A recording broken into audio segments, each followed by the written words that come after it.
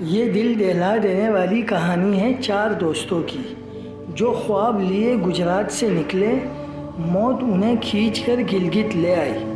آخری لمحات میں ان پر کیا گزری، آئیے آج کی ویڈیو میں جاننے کی کوشش کرتے ہیں۔ السلام علیکم، یہ روزنامہ اسلام آفیشیل ہے۔ ناظرین، گجرات سے آئے چار سیاح جن کی لاشیں اسکردو میں دریا کے کنارے سے ملی۔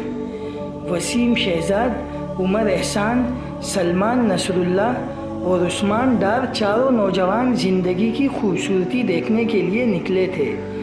یہ چاروں دوست 13 مئی کو گلگت پہنچے، 15 مئی کو ہنزا سے روانہ ہوئے اور 16 مئی کو وہ لاپتہ ہو گئے۔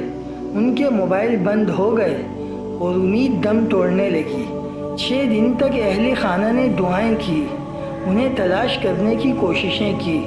ریسکیو 11-22 اور پولیس دریائے سندھ کے کنارے کھوج میں لگے رہے۔ آخرکار بلتستان روڈ کے استک گاؤں کے قریب ایک 500 فٹ گہری کھائی میں ان کی کار اور لاشیں ملی۔ یہ منظر صرف ایک حادثہ نہیں تھا، یہ 4 گھروں کی قیامت تھی۔ جہاں پر حادثہ ہوا وہاں پر لینڈ سلائیڈنگ کا ملبہ گرا ہوا تھا جس کو صاف کر دیا گیا۔ اس مقام پر ایک موڑ بھی تھا۔ بظاہر یہ وہاں سے تیز رفتاری سے آئے اور نیچے کھائی میں گر گئے۔ ریسکیو ٹیموں نے رسیوں اور کرین کی مدد سے ان کی لاشیں نکالی۔